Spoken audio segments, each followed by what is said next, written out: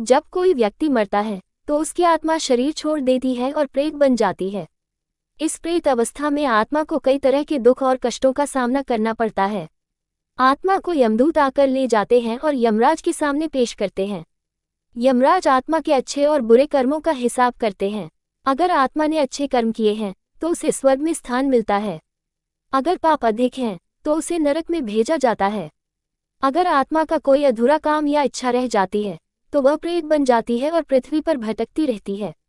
प्रेत अवस्था से मुक्ति पाने के लिए शांति कर्म, तर्पण और दान पुण्य करना जरूरी है। गरुड़ पुराण में बताया गया है कि अगर परिजन सही तरीके से शांति कर्म करें तो आत्मा को प्रेत अवस्था से मुक्ति मिल सकती है और वह आगे की यात्रा कर सकती है।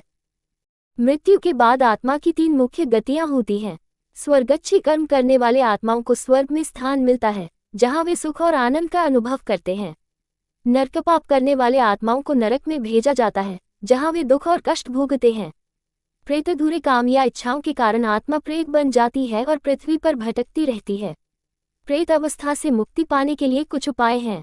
शांति करते परिजनों द्वारा शांति कर्म करने से आत्मा को शांति मिलती है।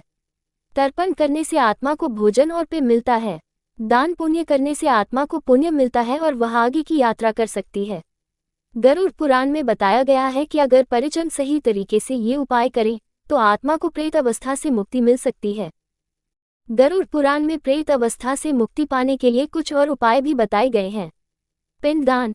पिंडदान करने से आत्मा को भोजन मिलता है और वह तृप्त होती है। श्राद्ध। श्राद्ध करने से आत्मा को शांति मिलती है और वह आगे की यात्रा कर सकती है। ब्राह्मण भोजन। ब्राह्मणों को भोजन कराने से आत्मा को पुण्य मिलता है। गाय को घास खिलाना। गाय को घास खिलाने से आत्मा को शांति मिलती है।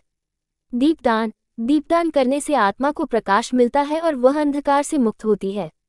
इन उपायों को करने से आत्मा को प्रेत अवस्था से मुक्ति मिल सकती है और वह आगे की यात्रा कर सकती है।